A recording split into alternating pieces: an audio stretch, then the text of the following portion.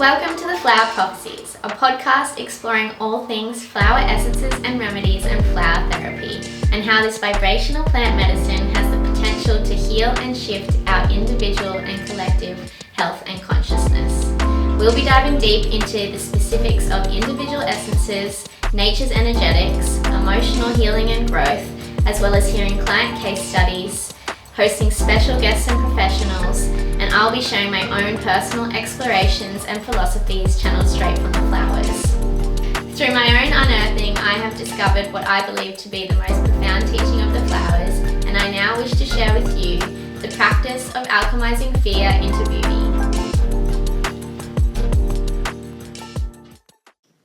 So welcome back to the Flower Prophecies. Today I have Laura Pasacreta of Bear Energetics, and she is a multi-disciplinary healing practitioner with over 10 years of training in clinical experience in flower essence therapy and Western herbalism.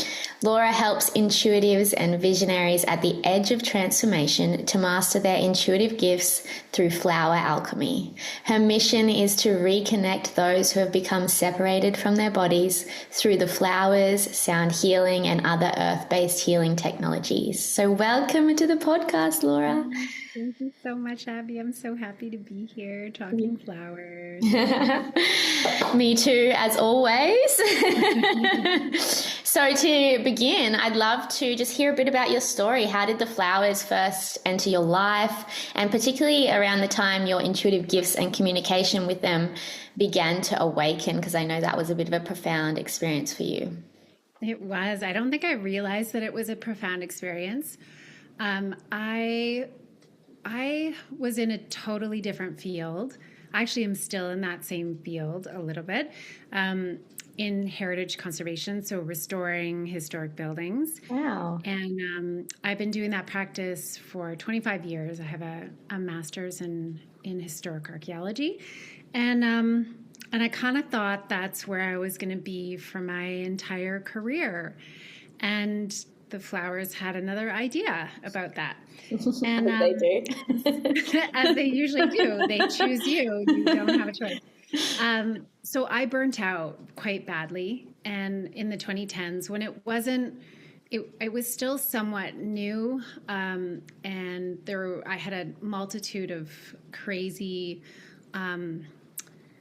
symptoms, and 30 plus, I had no idea what was happening to me. One of them was that I was going blind for periods of time. Like, it was absolutely wild. And I went to tons of practitioners. No one could figure it out. I got all these weird diagnoses, and just out of desperation, I ended up going to see a herbalist who became one of my mentors shortly afterwards. And we started to connect in sessions, and I loved her work, and it was always really gentle. And this was back in 2014. So this was after many, nervous breakdowns and, massive anxiety, depression, which I'm not a depressed person at all. It just coming out of nowhere. And I felt really lost, and I didn't know what to do. And so I was talking to her about future directions, because I knew that I couldn't stay in this heritage conservation field forever because it was burning me out. And I said, what should I do? And she was really intuitive. Her name is Samantha Orthley. She's an amazing herbalist and flower essence therapist. And she goes, well, everything that we talk about, that is what you should be doing. And I was like, herbalism? And she's like, yes, we talk about the plants all the time. So she's like, I think you should take a look at this herbal school. It's actually starting in 3 months in Edmonton, which is a city just north, about 3 hours north of where I live in Calgary in Alberta, Canada. And they happen to be starting the program. They usually do the program every 3 years. And they had openings. And so I went home to my husband, and I was like, I think I should take this program. And he was really supportive, and he's like, absolutely, I think this is perfect for you. So it's a 3-year program. And so I went into the program.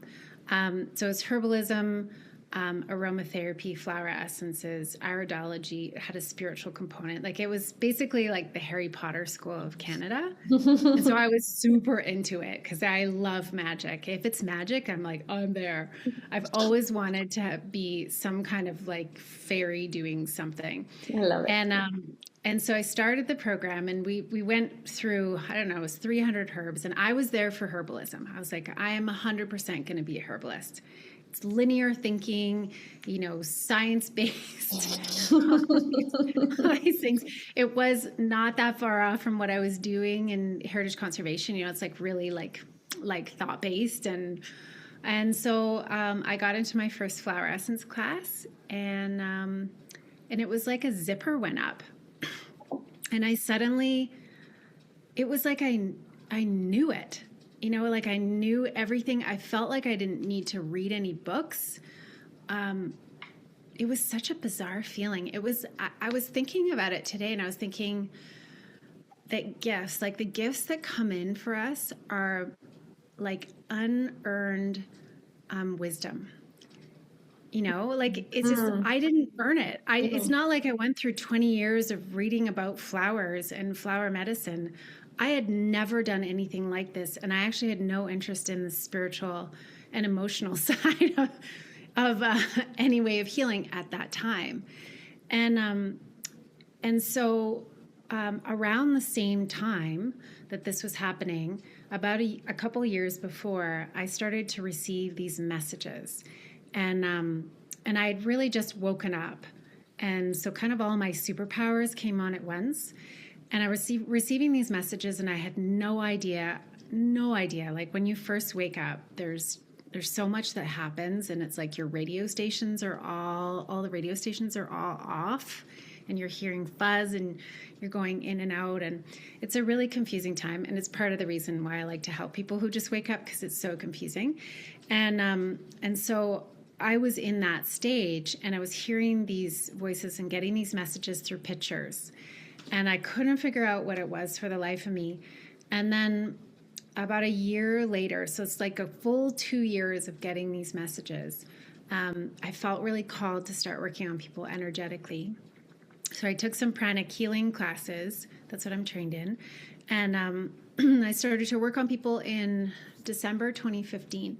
And the moment that I put my hands on someone, it's like all these flowers came in. And I could see the flowers in people's bodies. And right away I could tap into the flowers.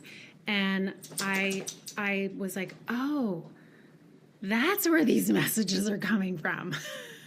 Oh, I just got shivers. The flowers have been talking to me. I had no idea. So that's really where it started, was this connection in through like tapping in, like a plug. I needed the plug to be able to figure out what I was actually channeling. And then once I was plugged into that person, then that's where everything kind of fell into place, and all my gifts were like made sense. And I didn't feel like I was going crazy. Yes. Wow. What a cool story. I love that. That's so beautiful. And like, just the realization that the messages are coming from the flowers, and that's a big thing as well, because a lot of the time when we start receiving, insight and messages, and there's so many different I guess realms that they can be coming from, and we don't realize this. So I love that that's kind of your focus as well now, to help others discern and decipher that. Yeah, exactly. Yeah. I know there is a whole bunch of ways of connecting in, and at the time in the 2010s, I don't think we really had gone too deep into people's gifts and our extrasensory capabilities of humanity yet, as refined as we are now. And we're only just scratching the surface, really. Yeah. But back then it was just like, I didn't even know where to go to get help on how to work with this gift. Yeah. Yeah. I was like, do I go to a channeler? Like, what do I do? So you just sort of picked, it was these little pieces that I just picked and pieced together into into a discipline, I guess, that became the basis of my practice, which is really what a lot of people are doing now. But I think it's just a lot easier now when you wake up and people are really like connecting in with the flowers, and it's like, okay, step 1, do this, step 2, do that. Yes. And we were literally just talking about this before we jumped on the recording of how necessary it is these days for the individualized sort of practitioner with their unique offerings, because we're all so unique in the way we're putting it all together, all of the bits of our own gifts together. So it's like we need those people that really resonate with what it is that we're personally going through to help us. And like, so that's where this kind of I think this time of having so many unique individuals in the flower essence community and working with the flowers to bring this medicine through in their own way. And you called it the renaissance of flower essence therapy, and I love that. It really is. Yeah. We're totally, because Renaissance, I love the idea of the Renaissance of anything, and I've always wanted to secretly be involved in a Renaissance. And until we were talking about that before we got on the call, I thought like, oh, wow, we actually are part of a Renaissance, because a Renaissance is all about this limitless creativity, right? Mm-hmm. And I feel like we are limitless. I feel like there is room for millions of flower essence practitioners and millions of people. When I look online and I see a new flower essence shop pop up, I'm like, right on. Like, that is so amazing. There's no scarcity. It's just all about abundance. 100%. And it's such an exciting time to be in flower essences. Yeah. And you can see that coming through, and it's kind of like, I feel so lucky and blessed to be able to connect with so many different flower essence practitioners on this podcast, and in other platforms and in other ways, but on this podcast especially. And the more that I connect with them, the more it lights me up to like share my own unique way of working with the flowers. And you do see the threads weaving through it all, and they're all here to provide us with the same kind of, I guess, remembering of all that we are, but just the ways that it comes through everyone so differently. I just find it so inspiring and so exciting, and I just want to see everyone working with them, you know? You. Yeah. So you describe, oh, sorry, go ahead. Oh, I was just going to say there's this incredible book called The Life and Death of Jimmy Fingers, I think it's called. It's very obscure.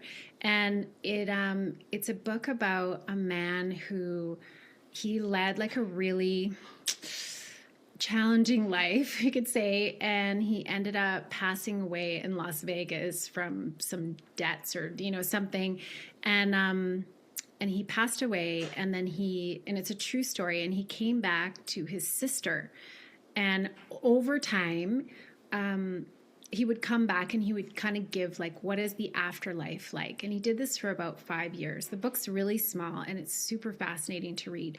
And so he has these accounts of like what it's like leaving the body, what it's like in heaven, and what it's like kind of going back to source or God or whatever it is. And but one of the things that he mentions in the book is that the medicine of the future will be flowers. Oh my gosh. And I held on to that. And I read that book in 2019, and I was like, oh wow, I feel like we're really far away from that. And now as we're talking in 2026, I'm like, oh yeah, we're here. Oh, and I feel that too. And it's kind of like how you mentioned before when you've sat down with the flowers in that class for the first time and you knew everything, right? You didn't need to read a book. And like, I've had a similar experience to that. While like I did a training, it was like, actually, when I stopped doing the training aspect of it and actually just like came back to myself, I knew all that I needed to know, and it was like limitless. And then it has this like you feel that energy of like, wow, like you know exactly the potential when you like, rather than learn, when you remember like all that you know about them, you know their potential. I don't know if that makes any sense, but yeah, it's totally true. And I think it's just, it's almost like the last 10 years or so has been showing these different levels of capacity and different levels of potential of the flowers. And one of my favorite things to do is after I channel a flower, I'll be like, I wonder what someone else has done. You know, like I'll look online. Yes. See, I'll go to my favorites and I'll go online and I'll be like, oh, right on. That's cool too. Like, I love that. It's always a different, just to be cheesy, it's a different petal on the same flower, right? It's like, you can tell the people that are like really channeling because they're just getting different aspects. And if you know their work, then you're like, oh, sweet. You totally got that. You totally got that message. So it is amazing the depths of the flowers. And I think that's been one of the most remarkable things. And I love working with different practitioners, flower essence practitioners who do more pillar work, that work with one flower for a really long time. Florida, I think that's who. Yeah, she just. I just had her on the podcast a couple of months. I don't know. Yeah, and I love her work because it's just this like incredible depth of pillars with one flower, and I'm like, yes, that's what we need too. You know, we all have our own missions within the flower essences, and it's it's exploding right now, and so fun. So fun, I love it.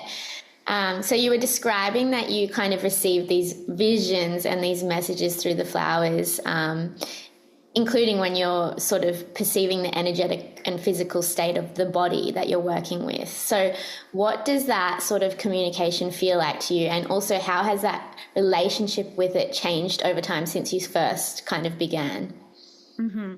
Well, I think... I think energy healing in general has changed. We've moved from what the flowers have been teaching me through time is to just keep going gentler and gentler. You know, like even in the 2010s when I was doing energetic work, we were like doing psychic surgery and we were taking entities out and like cutting cords and all these things that were actually quite harsh on the nervous system.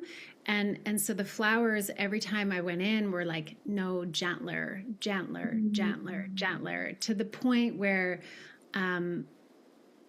it is really honestly the most gentle practice. And I've learned so much from the flowers as a result of that, just because there has been levels of gentleness that I don't think I would have ever gotten to unless I was working with the flowers. Yeah. Oh, that's really beautiful. And so as you like connect with a client and are working with them energetically and receiving those messages, do you then go on to work with those flowers in the form of essences? Yeah, that's a great question. Sometimes I do and sometimes I don't. So I'll see a flower in a particular part of the body that will sometimes show me where they are in like in the negative, like where they are in the before period. And then I'll always muscle test and ask, is this before or after? And a lot of times it will say like it is showing you before. And so sometimes I'll work with that flower. Like sometimes that flower will come in and I'll be like, that's a great flower to be a theme through many essences. Like we'll take tobacco all the way through for 6 months. And I often do that, sort of thread it through. I'll pick one manzanita or something. I'll pick something and I'll just thread it through. But oftentimes I won't use that flower. I will use it as the basis to figure out what their state is, and also their nervous system state. And then depending on what they want to do.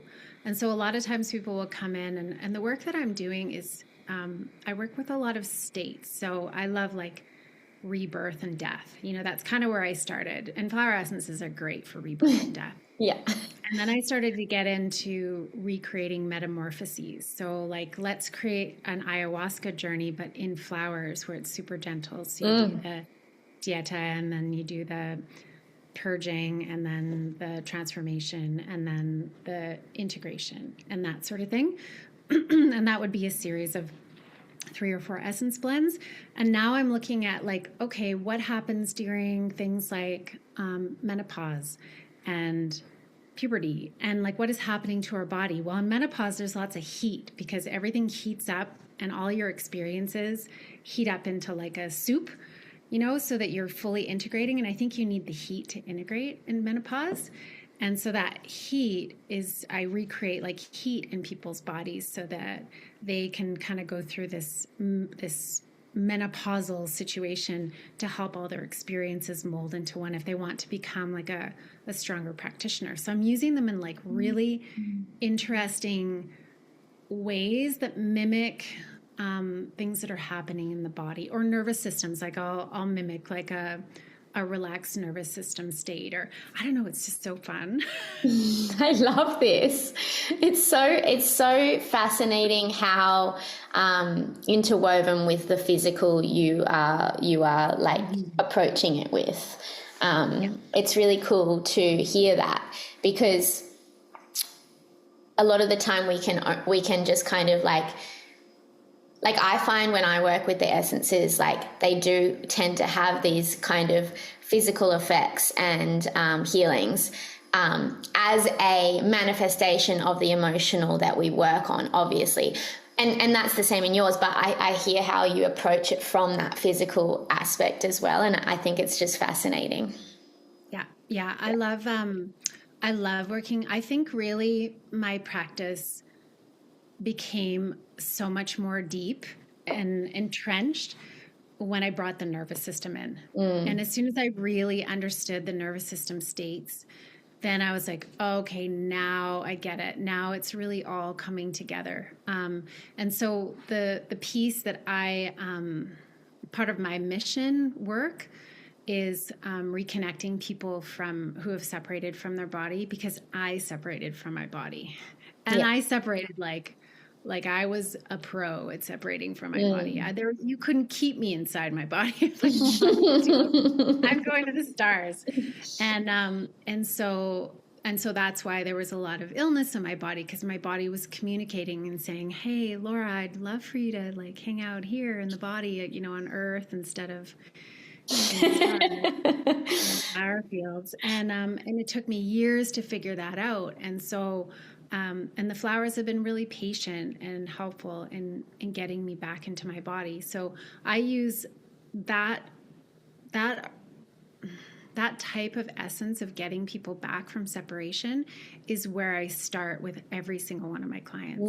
Because most of the clients that are attracted to me are people that are at the end of their rope on their healing journey, which is pretty typical, right? Like for flower essences, they're like, I've literally tried everything. You're like the last person I can try, because they've gone through that. There's no one else. And, and so I usually get people that are very separated from their body. And so that's always where we start. And then from there, I'm like, okay, once we work through the trauma, and I don't know if you found this in your practice as well, is that I'm actually getting to a place where, with a lot of clients, where they're healing, they're healed.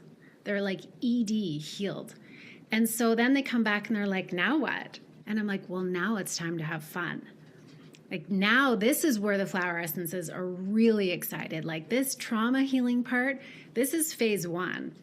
Now we get to play, like, let's play in our divinity. Let's play and like, what does it feel like to experience, ecstasy and bliss, and like let's do that with the essences next, and not just stay stuck in this trauma loop that we've been in. Yes. And I really love that, because especially with, I guess, the focus on healing at the moment, people can forget that, or just don't even realize that, like, throughout that process and after like this deep healing, you can actually just choose to experience joy and experience lightness and experience, like you say, ecstasy and euphoria and all the things that are available. And like we kind of get, I guess, in this state of like, well, what do I work on next? Or like, what do I heal next? Or what other deep thing do I have to like trench up, you know? Rather than, and what I actually love is like kind of weaving the two together and reminding people that throughout that deep sort of trauma work, you can actually experience all the euphoric states as well. Like they don't have to be two separate things, right? So that's really beautiful. Yeah, I love that. And I so agree with integrating both in. And I think going back to the nervous system part, I think what's been a huge shift for me as got into I guess it was the 2020s when nervous system really came in, is that I've really softened everything. So I always make sure that there's joy and like love and like, and especially for someone who's going through chronic illness, they have been not feeling great for a long time. So I'm always like, how do you want to feel? And they're like, gosh, I would just love to feel like just lighter. I'm like, okay, what kind of light do you want to feel? Do you feel like, you know, the kind of light when you're at a rave, or do you want to feel the kind of light that you're, you know, hanging around with babies? Like, and then you can design that, right? They're like, babies. And let's put this flower in. So fun that way. You feel like you're a bit of an alchemist. You know, I'm always like, what should I do? How do I want to design your experience? And so fun. It's like, like the architecture of their flower essence experience. Totally. Yeah. So, I just love that. Firstly, it's so fun, and I think it's so much like the way that I teach, because I teach others to become practitioners as well. But the way that I teach is like so much about our intention, right? With the client and what it is that they want to do. We can literally design that with our intention. So it's like, there's, like we're speaking to, there's no limits. Like we can literally design exactly what you want to experience with the flowers, of course, but with our intention as well. You know, it doesn't have to kind of be like,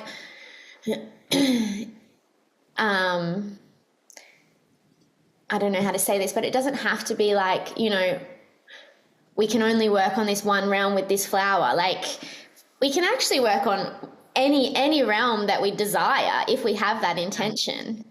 Yeah, exactly. Yeah, the intention is so strong. I mean, that's the basis of flower essences too, is that they're just little tiny intentions in a bottle that you take. For 28 days. Literally. People always ask, like, how do these work? And I'm like, well, you just think of it. It's very difficult to say the intention that you want 100 million times a day. And so the flowers will do that for you when you take a flower essence. It's like taking a little bunch of intentions. Yeah, I love that. And your body, after a while, just starts to listen because that's how we work as information medicine. Yeah. It's just our cells communicate. Basically, our cells are doing what we tell it to do. Yeah. And if we're telling them we're not worthy, then that's what's going to show up along the pathways in your body. So if you have a weak liver, then you're going to have liver-related issues that are related to worthlessness. And so it's just kind of changing that. And I love like we live in such a busy world, and I love that flower essences work in the background. I think that's one of the things that, you know, you can take them. And I always tell my clients, like, these are going to work whether you whether you pay attention or not. And so the best thing to do through a flower essence experience is to be conscious, is to pay attention, to look at the printout that has all the flowers, because I always put all the flowers, like I give them so much information, and I'm like, take a look at the flowers and see what's showing up for you. And because there's different phases of the flowers too, they come in at different times, and those that pay attention are like, oh, that was amazing. I'm like, I know. And I think that's what happens when you pay more attention, is you get to like witness the magic in it. And when you witness the magic, it actually like initiates this kind of like, I guess, realization and belief that like anything is possible, or like this is possible, or like what you're transforming can actually transform, or like, you know, that there is the divine in everything, you know. When we get to witness that, we like really come to this awareness of like, wow, like these things are going on around me and through me and with me, whether I notice it or not. So like, Yeah. you know, why not like actually acknowledge that magic? Exactly. And I think one of the things that I love about flower essences is that, herbal medicine does this too, but I find that maybe just because I'm attuned to it, but I find that they make you more conscious. Like that you're almost more conscious of what's going on in your body, that you can see this outside point of view and really see like, oh wow, I have been doing that. Yeah. I have had these crazy looping thoughts, and like it really can take you outside of yourself, which is one of the many ways that they work in the quantum. You're like, how do you do this? Like, how does this happen? And every single one of my clients is like, how does this little like energetic flower help me to see something that I've never been able to see in my life? Yeah, it really does. And this is what I say, it like puts you in this like third person perspective, like where you're literally like, it's like you're outside of your body watching like your interactions and watching your experiences, watching your relationships. And you're like, it's there for you to see. And then you kind of can't like, you know, yes, we have free will. We always have free will, but you kind of can't not choose to like do something about it. Yeah, because it's stuff that you haven't seen before. Yeah. It's just amazing. So it's of course like so wonderful. And we have in Canada, it's flower essences are still not really well known, but it would be an amazing accompaniment to therapy. So you go to a therapy, I mean, it's so basic, right? Yes. Like you go to a therapy session and you're working on, you know, being conscious about addictive characteristics that you may have. And then you take a flower essence for 28 days that is geared towards addiction. And then it's going to help you just even more see outside and see yourself for what's happening. And yeah, and there's just so much that we dive in that we haven't even dived into yet with flower essences. So absolutely. I lived in Costa Rica for 2 years. We moved down there, and it was such a joy and beautiful like reconnection to the earth, and it was wonderful. And so I was taking some Spanish lessons in my on Zoom, and my Spanish teacher, she's Costa Rican, but she was living in Brazil at the time. And this was like 6 months ago. And so I was at my studio and my essences were behind me. And she's like, oh, Lau. She said, are those flor de bac? And I was like, how do you know what flower essences are? Like nobody knows what flower essences is. And you couldn't see them. You couldn't see the label. And so that was her first thing she said. And she said, oh, everybody in South America uses flower essences. We just keep them in our purse. And I was like, what? Nobody here knows about flower essences. So, you know, there's some areas that are more integrated with and have more knowledge about flower essences than here. So it's not an uphill battle on every front, which I think is really exciting. It is. I find it's like a different level of it here, where a lot of people work with like the acute remedies, so like the bark rescue remedy, or like Australian bushflower emergency essence, and like so a lot of people know of that, but they don't know that we can use flowers in deeper ways and for more transformation.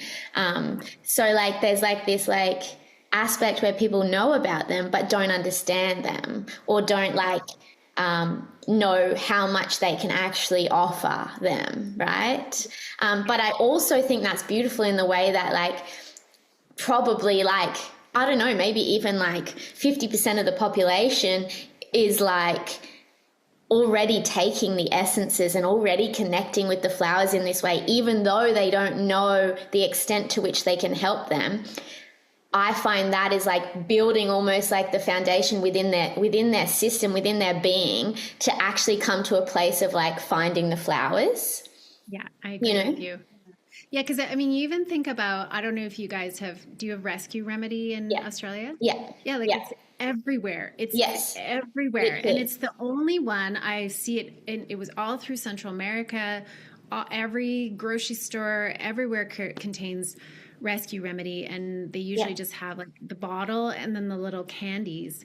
And then when Yeah. I tell people like, yeah, the Rescue Remedy, Rescue Remedy, and they're Yes. like, yeah, of course I do. I'm like, that's what I do. Yeah. Oh, Literally, that's how I okay. describe it as well. If someone doesn't know what flower essences are, like, do you use Rescue Remedy? Oh yeah, like Everyone uses Rescue yes, Remedy. which is like just such a cool thing to kind of think about. That like actually, like this quite large percentage of the population is using the flowers, right? So they're already weaving their medicine through the collective really beautifully, and it's kind of creating this. I think creating this foundation that's like kind of seeping out, you know. It is, yeah, yeah. And then we have our all those groups that started, FES and Bach flowers, of course, and Australian bush essences and Alaskan essences and Tree Frog Farm and all those sort of essences that have been around for 20, 30, 40 years as those foundations. And now what's coming out with the new practitioners is just creation, is just this incredible level of like creativity and expression and expression and pieces of art. And it's so much fun to just see what others are creating right now. And like there's huge buy-in for it too.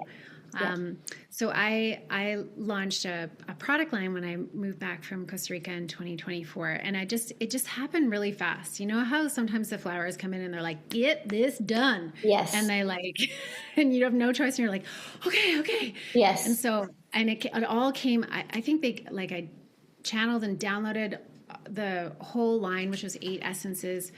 It must have been like a month from start to finish with the full product line development to like actual bottles. And I was like, okay, I'm getting this out here. And so started like a really basic website, and people started to buy them. And before that, I had been in clinical practice for 10 years. So every single one of my clients had received a different essence. Yeah. Right. Like no one was ever on the same essence. It's always different. And so this was the first time that I would have people going through the same essence. And I think that has been the biggest learning experience for me, because what I realized is that the flowers organize themselves. Yes. I had no idea. So they organize themselves like an orchestra. It's like a song, basically. And so people would be contacting me at, say, day 5, all at the same time. Laura, I'm not feeling super great right now on this essence, and this is happening. Like I'm having these purge reactions, and I'm like, okay. And then day 10, I'm sort of feeling like quite a lot of heat. Like there's a lot of heat coming up. So the same things are happening on pretty much the same days. And I'm like, you guys are organizing yourselves. How are you doing that? I love this. It's like amazing. It's like a song. So then I'm like, oh my gosh, we're basically building songs. Like we are channeling and connecting in and building these beautiful songs, these 28-day songs that we're sharing with the world. And like, it just makes me feel so honored to be one of the many that are like chosen to do this. Like how cool is that? It's so bloody cool. So cool. Yeah. Oh, I love hearing that. And I also find like I've witnessed that as well, but then it's like they also like work so individually in the same ways and with the same medicine, but then so individually for that person. And it's just like really beautiful to witness that. Yeah, it's just they just work on such a different level than what we're used to with medicine. And I don't know if you find this too. I think this is one of the wildest things. And clients have been coming back to me with these experiences on a regular basis. But it's almost like, so the original trauma that happens, say it's like a car accident, with a flower essence that's dealing with the dissolving of that trauma, the essence blend will help to recreate almost like a gentler version of that exact trauma, so that the person can experience it and then come outside of the trauma and realize, like, I'm okay. But it will be like a really gentle, beautiful version. So say they were in a car crash, then it will be like the same kind of feeling that they had when they were in that car crash, but it's actually really, really gentle, so that they can come out the other side. And that helps, like, to close the loop. And I mean, this is nothing that we learned in school. Like, this is just, these guys are doing this, the flowers are doing this on their own. And I've had dozens and dozens of people come back and say, like, I don't understand how this happened, but it was really similar to the trauma that I went through. And it basically helped me go through it in a gentle way, and it ended. It like closed my loop. Yeah, definitely. I find that it's like, as that energy and that emotion from that original trauma is coming up to be released, it's like so present in our field that then it like draws in the experience or the situation that is actually going to resolve that, and presents us with the exact experience to resolve that, like you say. So it's like magnetizes in a version of that. Sometimes it's even like the original people that were involved within that experience, right? Wild, absolutely wild. I had a client once who we were creating a remedy. I can't remember what we were working on, but it came up within this session that she had a father. I thought she had this particular father, but she was like, oh no, he's not my real dad. I've actually got, like, my birth father is like this other guy who I haven't seen in like 10 years. And I was like, oh, okay, wow. And it was kind of like focused not so much on that notion, but in this realm that was coming up for her. Anyways, on the very last day she was taking her essence. She hadn't seen her birth father in 10 years. In the very last day she was taking her essence, she came face to face with him in a Bunnings, which is like a hardware store, came face to face with him, right? And she had this like experience of closing the loop by like seeing where he was in his life at that time, and being able to release any resentment or any like hostility, because she just saw that, like, she almost felt like this sadness for him for where he was at in his life. But like the fact that like for 10 years hadn't seen them, and then on the very last day of taking her remedy had that experience of like seeing him face to face and having that that opportunity to like dissolve that. Wow. Yeah. Wow. Yeah. And you nailed it. Like that. This creates this magnetism.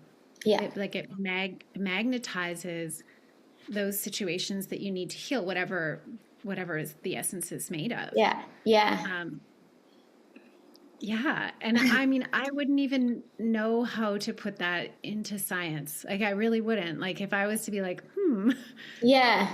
Right? It's just so beyond what we even can even think about for science and how it's defined.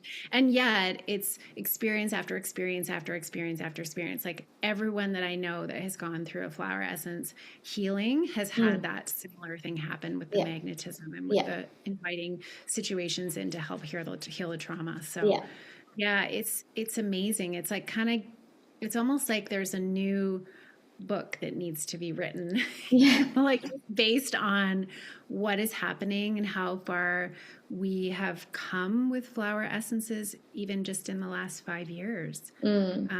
just to redefine. And I love to go back to, just recently been teaching some classes and going back to Bach and his work. And he actually created those essences in a time that was really similar to what we're going through right now. Right? Like we have no idea. It's like such a time of unknown. There's just so much unknown right now. Yeah. And there's, so we just have no idea. Like that was in between the First World War and the Second World War when he was creating those essences. And of course, there was the big economic crash that happened in 1929 too. So it's not dissimilar to what's going on now. Yeah. And so I think like that time of unknown really helps us to tap into basically like the mystical.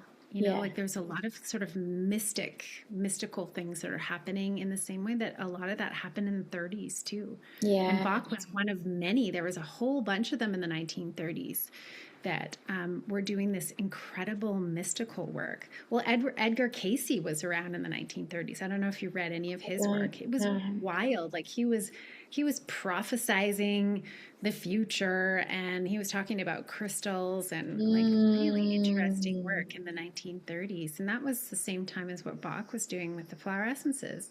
And people must have thought he was nuts, to go from the harshness of the First World War and into like, let's go right into, he was a virologist. He created some of the first vaccines in the First World War. And then he was like, now I'm going to go to the lightest medicine on the planet. It's so interesting, isn't it? It is. Yeah. Yeah. And that's the same kind of innovation that's happening now. And just so much freedom with the essences and just allowing us to, well, and I think it helps too that we're completely unregulated, right? Like there's there's nothing holding us back. And, I think that it's the flowers have designed it that way, right? Like, there is nothing, like even homeopathy has more regulation, has much more regulation than, so heavily regulated. Yeah. And herbalism always gets cracked down on. Yeah. And I always say, like, what are you going to do? Like, what can you possibly do to these flowers? Yeah. They're energetic. Literally can do nothing. And I think that is why this is the medicine of the future. That is why this medicine will be the thing to change the world amongst and in combination with a lot of other things, right? But because there is nothing to stop it, there is nothing to hold it back. And the thing is that, like, yes, we can't scientifically prove, but the thing is like science just puts limits on things. So why would we want to scientifically prove it? We don't want to limit this medicine, right? No, I don't think, well, like it's so beyond science already. It's in the quantum. So, and that is still, really is an emerging field. It's coming back in, but I don't know how it could even fit. You couldn't even fit it into a box. Yeah.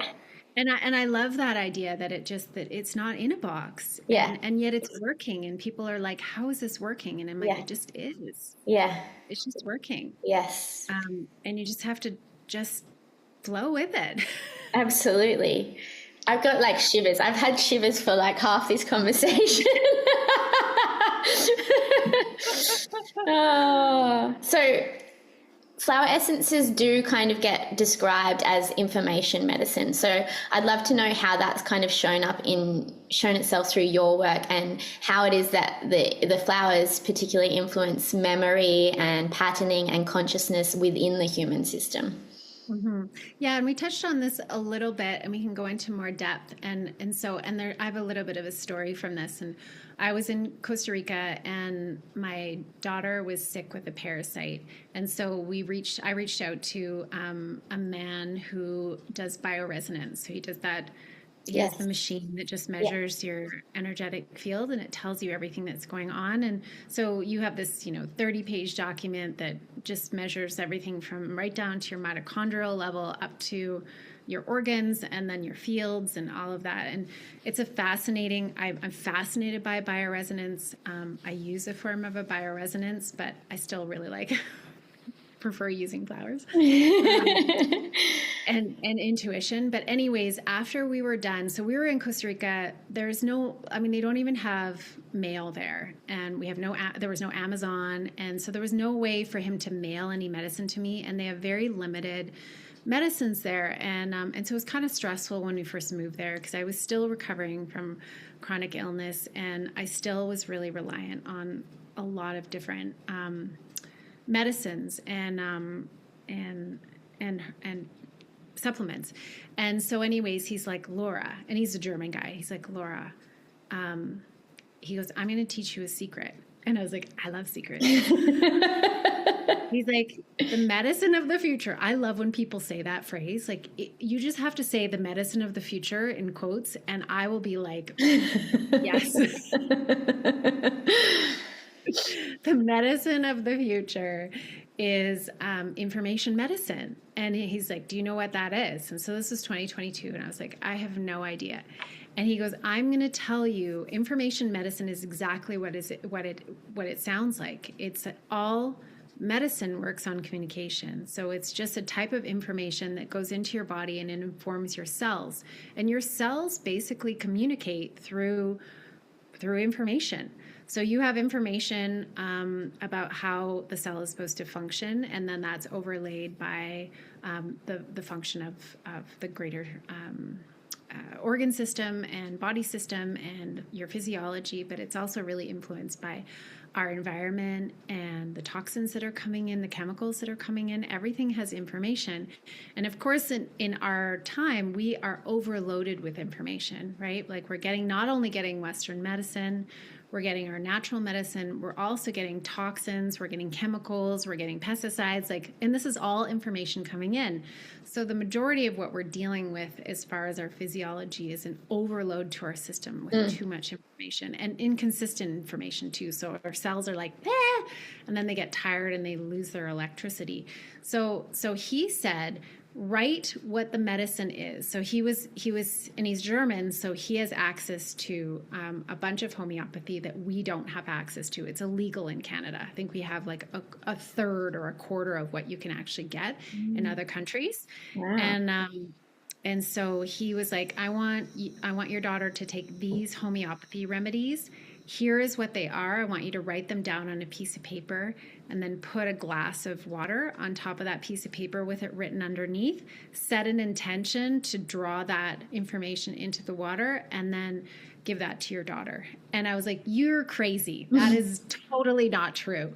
And he was like, Laura, what do you think you're doing with the flower essences? And I was like, I never thought about it. I was like, well, they're just magic and they just work. And this is a few years ago. And so he's like, this is information medicine. And this is what it is. And this is all you need to do to heal. And he's like, you want some aspirin? You can't get access to it?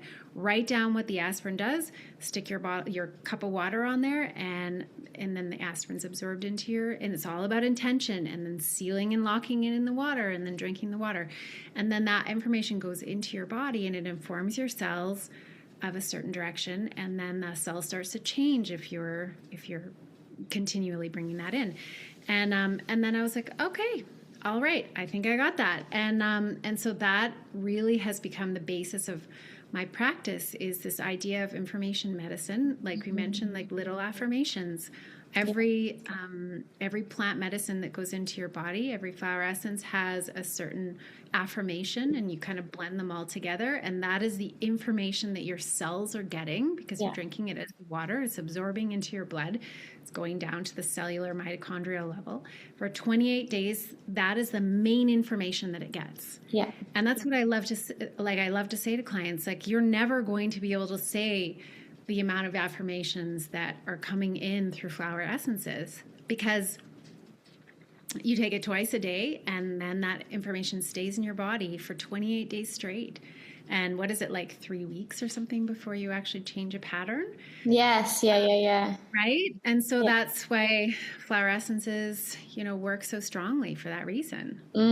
Absolutely. Yeah. Oh, I love that. I love that so much. And Yeah. I know. So we're getting to kind of deeper. So from that, of course, because I love pioneering things. I love like right from the beginning when I first started with flower essences, I trained under Laurie Stott Rogers and Robert Rogers. And so they're incredible flower essence practitioners in Edmonton. And so they were like, there's rules. And I was like, okay, rules of flower essences. You want to make sure that you're using fresh water and you're not using metal, and you're using crystal bowl. And then after you're done, you scoop the first couple inches off or whatever it is. And then you put it in a bottle, and then you want to use brandy. And I was like, I'm not going to use brandy. Like, brandy's random. I'm just going to use whatever alcohol I want. Right from there, it's like I could tell the direction that I was going was to pioneer. Yeah, to break the rules. Kind of my mission was to always push the boundaries. Yeah. And my teachers were like, you should only use 3 to 5 essences. And I was like, what if I use 23 essences? just really pushing the envelope. I was like, who is saying that you can only use 3 to 5? Yes. And so it's that pushing of the envelopes that has really helped me to expand as a practitioner too. Just because there's no limits. Oh my gosh, I resonate with that. It's and this is because anytime we have a rule about something, it's a limitation, right? Yes. Anytime we have a rule about something, it's actually stopping us from knowing what potential there is on the other side of that rule, right? Exactly. And yes, you have to follow what feels right to you and what doesn't feel right. But when we pass on rules to people, we're actually just boxing things in. Yeah, exactly. I might just turn on a light here if that's okay. Yeah, Go for it. Hopefully that's okay. I totally agree with you on the on the rules thing and how we can kind of push things. One of the rules that I do follow, though, which is kind of funny, is I only use wood when I'm creating my essence. Yeah. And I was in the car with a woman last summer, and we were going to pick sweetgrass. So it was at a First Nations reserve. So it was like this special place where there was sweetgrass. And she said, do you know why? And she didn't know anything about flower essences. And I don't even know why she knew this. But she said, do you know why you use wood to take the flowers out afterwards? And I said, this is my chopstick hand. And I said, no, I don't. And she goes, oh, that's a rule of the fairies. Isn't that so delightful? I was like, oh, I love that so much. I love it. That's beautiful. And and this is the thing, is it is following what feels right for you. But I think it's knowing that even that's one of your personal rules, but for someone else it can be different, right? Totally. Yeah. And this is where we have to be really conscious of what we are kind of sharing with others in the way of what they should do as well, or the way that they should be doing something, right? Exactly. Yeah, it totally makes sense, because I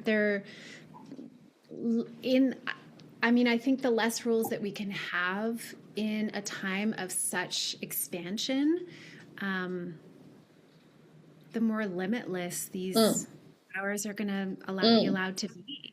Just because we have no idea what their potential is. And when I was first connecting in with the flowers, and I don't know if you get this too with when you channel the flowers, is a lot of times they'll show me they can't show me a picture of an airplane because they don't really understand an airplane. So they'll show a lotus flower flying through the sky, and then I'll be like, oh, you mean airplane? And they're like, yeah, that's what I mean.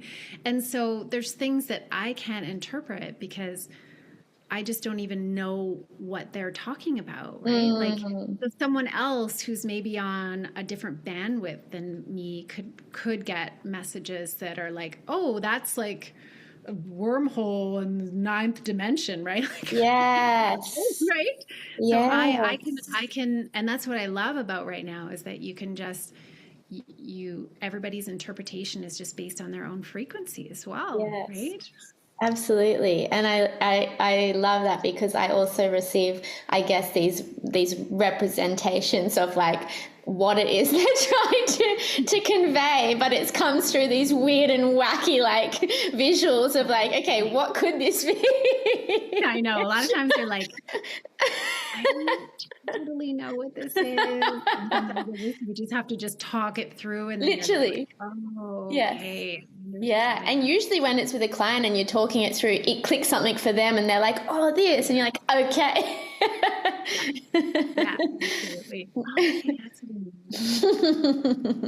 I love that. So you have worked with hundreds of clients and kind of gathered together this really extensive library of flower medicine over your time. So what sort of patterns or teachings have the flowers really consistently kind of revealed to you about human healing and transformation? Well, yeah, this database that I've been working on has been really handy actually, because I'm up to about 300 or 400 different essences. Mm-hmm. And some of them are channeled and some of them are other people's. And I always credit because it's like little pieces of art.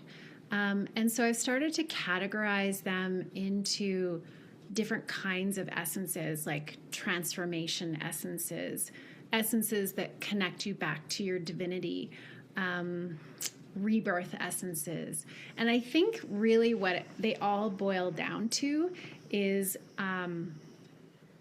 essences that really connect into us as a human, as a species. Right? And I think that is so important right now, the fact that a lot of our humanity is under attack and is really being ambushed by AI and by kind of this technology that's coming in, and people are willing to give away their humanity for technology, in exchange for technology.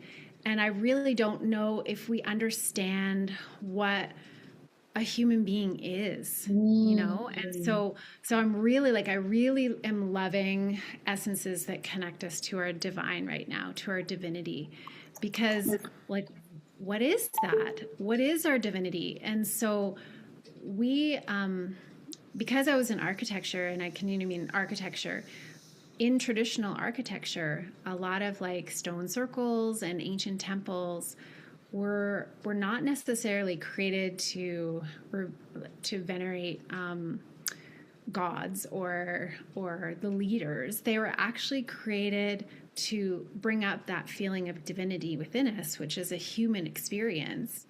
It's in our biology. And when you walk into a temple as a group and everybody raises their frequency because of the architecture up to a higher frequency, and you're all vibrating higher, then that helps people to heal. Like, these are the vibrations that people heal at. And so I'm really finding that the flowers are reminding us what being a human being is about. Right? That we go through rebirth and death, like not just at the beginning and the end of our life, but in different periods throughout our life. That we are supposed to be in flow. There's so much about stuckness, right? And that is a product of our society. We didn't used to live in such stuckness. We moved, we danced, there was so much less stuckness than there is now.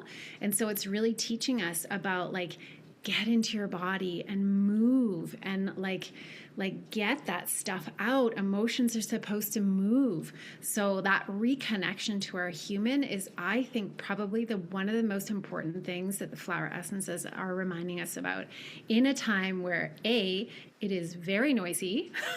in our society. Yeah. And two, AI is coming in like gangbusters and saying like, hey, what if you just put this chip in your brain and you didn't have to worry about having any health problems ever again? And people are like, it sounds like a great idea. But then you lose like creation and your intuition and creativity and compassion and divinity and all these things that make us human. And that's gone. And we just we've forgotten all of that. Right? Yeah. So I would say like that is the big piece that flowers are teaching us is like, hey, you're not like, you're not like anything else on this planet. We are a unique species, and we don't just destroy, we actually create, right? Yeah. Like this, we haven't really even experienced a major renaissance there was an architectural renaissance in the 60s in the modern movement, but really like not a lot of renaissances that were super inspiring and accessible. And this is both, the flower essences are both inspiring and accessible. Like anyone can channel a flower. Yeah. Oh, that was beautiful. And I literally am like covered in goosebumps. And like everything that you're saying is just like igniting so much in me and my love and passion for the flowers and why we're here doing this. And yeah, I just love listening to like what's coming through for you, for sure. Yeah. So and it's cool because I mean what you're doing is so important because you're talking and connecting all these different innovators in flowers around the world. And again, it's like little petals, like bringing all the flower together of what people are creating. It's so important right now that people understand the depths of what is happening. Absolutely. Yeah. And I just want to say thank you. You just gifted me a little message that I was asking for.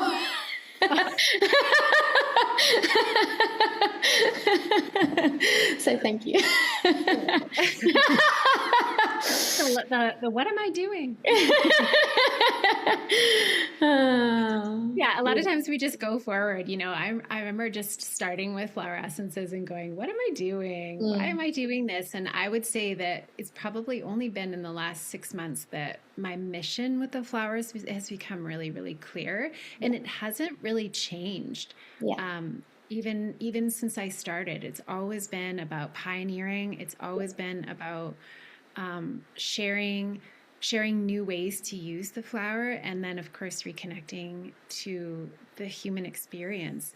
And then as we get deeper and deeper into understanding our body, not as a series of mechanical parts, but as like this very incredibly designed piece of art, it really like helps the flowers to bloom into new ways too. So I don't know, it's it really is an exciting place to be, and I'm so honored to be talking to you about this because like I said, you just don't get to talk like flower essence therapist. I know. I don't think we ever connect and realize like how exciting of a time it is that we're in.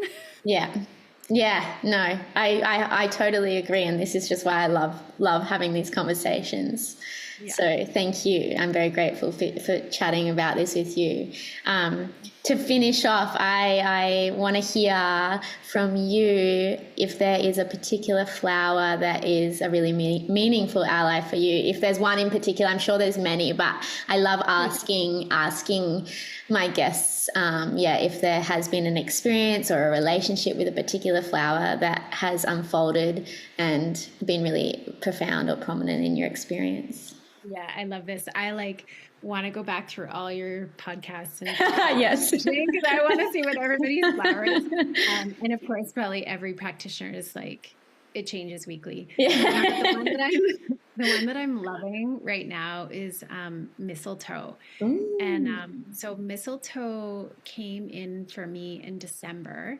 And usually when I connect into a flower, I work with it's called the Master Council of Flowers, and I don't totally know who they are, but I've been working with them for 10 years, and they're kind of like a council, And then they share information about the flower. So I'll kind of connect to the flower, and then I connect to the Master Council of Flowers.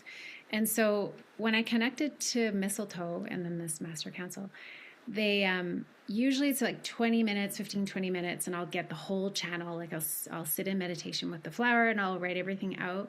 But this one, I got a little tiny bit about mistletoe, and then it was like, you're not ready for the rest, and shut it down. I was like, wait, no.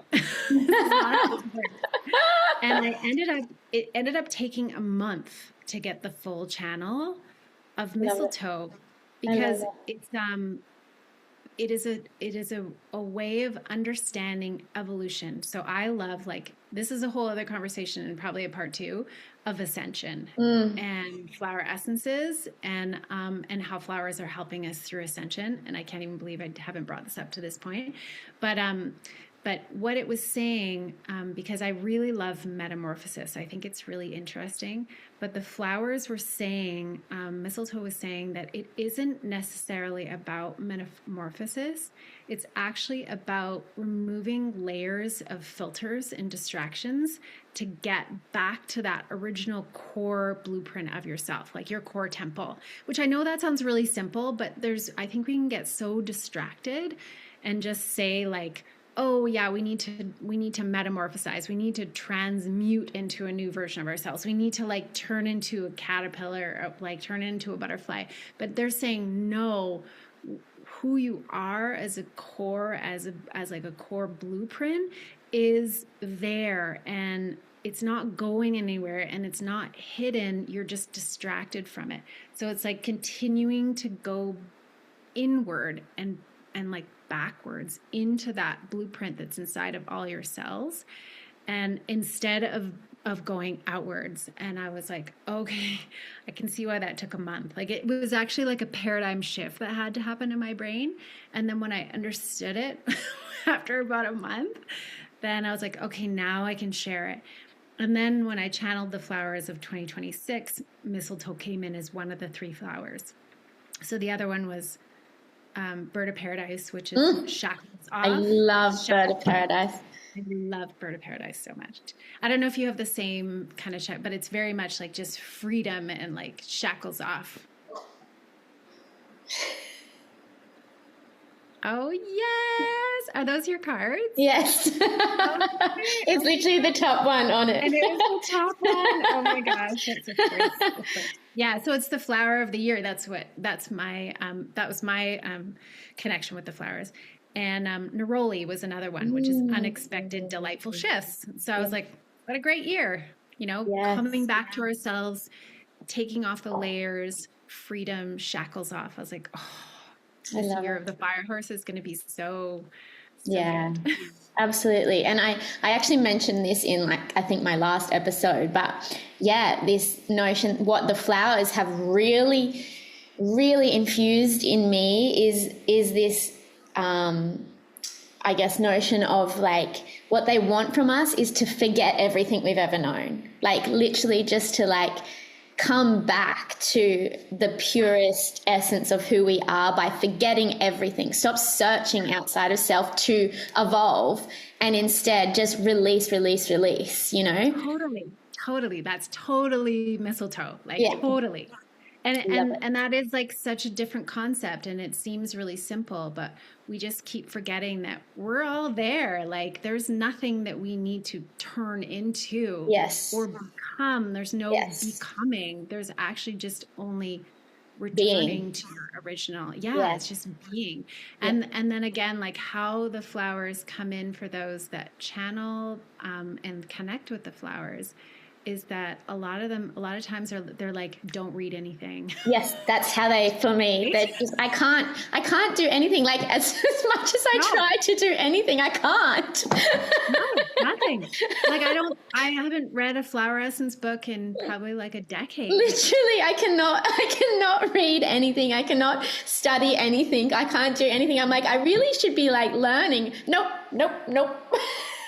No, it's so bizarre. And that's what I mean, like, unearned wisdom. And so that's where it's going back to this whole thing of, like, You use your intuition. Yeah. And I have this big this is a big joke too. I have this big database of flowers.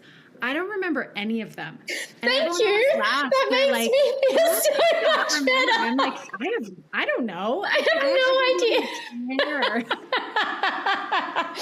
Oh my gosh. I don't even know like the Bach essences. I'm like, nah. No. No. It's so, and then it's like almost like I don't care. Yeah, It doesn't matter. Because they present themselves when they need to. They're there when they need to be there. You know, like we don't actually need to know anything. No, we don't at all. No. I love this. Yeah. So good.